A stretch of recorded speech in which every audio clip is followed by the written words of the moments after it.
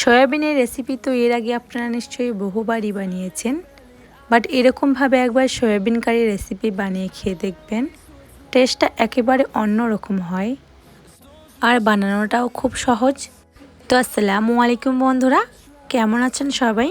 Asma cooking হাউসে আপনাদের সকলকে স্বাগত। আর আজ আমাদের রেসিপি সয়াবিন কারি। তো রেসিপিটা বানাবার জন্য এখানে একটা বড় বাউল নিয়ে নিয়েছি।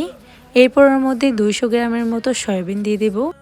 আর সয়াবিনের মধ্যে 2 গ্লাসের মতো কুসুম গরম পানি অ্যাড করে দেব। এরপর একটা চামচের মাধ্যমে সয়াবিনগুলোকে ভালোভাবে নেড়েচেড়ে পানির সঙ্গে মিশিয়ে নেব। এরপর সয়াবিনটাকে ভেজার জন্য ঢাকা দিয়ে সাইডে রেখে দেব 10 মিনিটের মতো। আর এদিকে নিয়ে নিয়েছি সিদ্ধ করে রাখা আলু। এখানে আলুটা প্রায় 60% মতো সিদ্ধ করে নিয়েছি। এরপর আলুগুলোকে হাত দিয়ে একটু ভেঙে নেব।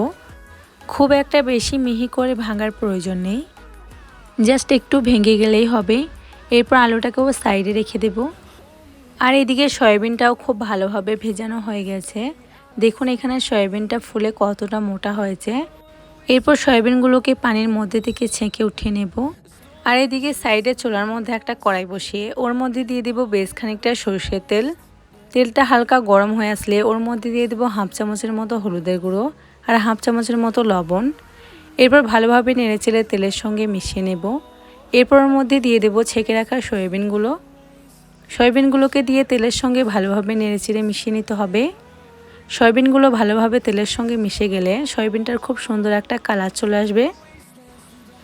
চুলার আঁচটা হাই করে 3 থেকে 4 মিনিটের মতো নেড়েচেড়ে নিলে সয়াবিনটা খুব সুন্দরভাবে ভাজা হয়ে যাবে। দেখুন এখানে সয়াবিনগুলো ভাজা হয়ে গেছে। এরপর সমস্ত সয়াবিনগুলোকে উঠিয়ে নেব। এরপর ওই কড়াইয়ের মধ্যে আরও বেশ খানিকটা সাদা তেল দিয়ে দেব।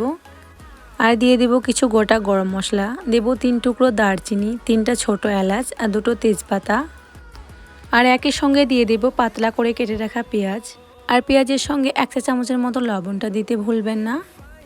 এবার পেঁয়াজটাকে বেশ কিছুক্ষণ ধরে নেড়েচেড়ে ভেজে নিতে হবে। চুলার আঁচটা মিডিয়াম করে 4 থেকে 5 মিনিটের মতো ভেজে নিতে হবে।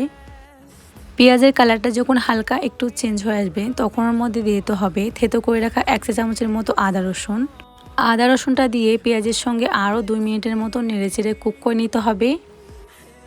এরপর ওর মধ্যে কিছু পাউডার মশলা অ্যাড করে দেব। কালারের জন্য দেব 1 চা চামচের মতো হলুদের গুঁড়ো, হাফ চামচের মতো লঙ্কার গুঁড়ো, 1 চামচের মতো জিরে গুঁড়ো। আর গ্রেভিটা ঘন করার জন্য দিয়ে দেব 1.5 চামচের মতো ধনে গুঁড়ো।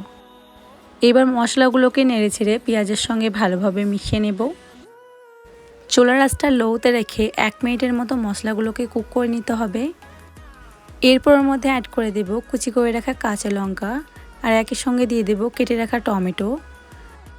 লঙ্কা আর টমেটোটা দিয়ে আরও 2 মিনিটের মতো নেড়েচেড়ে কষতে হবে। এরপর ওর মধ্যে দিয়ে দেব হাফ গ্লাসের মতো পানিটাকে দিয়ে আরও একবার ভালোভাবে নেড়েচেড়ে মিশিয়ে নিয়ে চুলার আঁচটা একেবারে লোতে করে ঢাকা দিয়ে মশলাটা কুক হতে দিতে হবে 3 মিনিটের মতো। 3 মিনিট পর ঢাকনাটা খুলে দেখুন এখানে মশলা থেকে সমস্ত তেল ছেড়ে দিয়েছে এবং মশলাটাও খুব সুন্দরভাবে কুক হয়ে গেছে। এরপর আরও একবার ভালোভাবে নেড়েচেড়ে নিয়ে ওর মধ্যে দিয়ে দেব ভেজে রাখা সয়াবিন আর একই সঙ্গে দিয়ে দেব সিদ্ধ করে ভেঙে রাখা আলুগুলো। এরপর আলু আর সয়াবিনটাকে বেশ কিছুক্ষণ ধরে নেড়েচেড়ে কষতে হবে।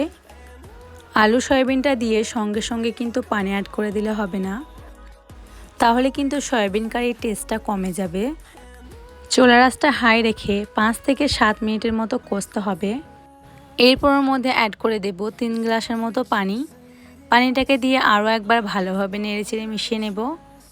এরপর চুলার আঁচটা মিডিয়াম করে ঢাকা দিয়ে কুক হতে দিতে হবে আরও 5 মিনিটের মতো। 5 মিনিট পর ঢাকনাটা খুলে দেখুন এখানে সয়াবিনগুলো কতটা ফুলে উঠেছে এবং সব কিছু খুব সুন্দরভাবে কুক হয়ে গেছে। এরপর ওর মধ্যে দিয়ে দেব হাফ চামচের মতো ভাজা গরম মশলা আর অল্প কিছু ধনেপাতা কুচি ছড়িয়ে দিয়ে রান্নাটাকে ফিনিশ করব। আশা করি পুরো এই সয়াবিন কারির রেসিপিটা আপনাদেরকে ভালো লেগেছে। ভালো লেগে থাকলে অবশ্যই কমেন্ট করে জানাবেন। আর আমার ভিডিওটা যদি ভালো লেগে থাকে অবশ্যই একটা লাইক করবেন আর চ্যানেলটা সাবস্ক্রাইব করে রাখার অনুরোধ রইল। তো আজকের ভিডিওটা এই পর্যন্তই। দেখা হবে নেক্সট কোনো ভিডিওতে ইনশাআল্লাহ।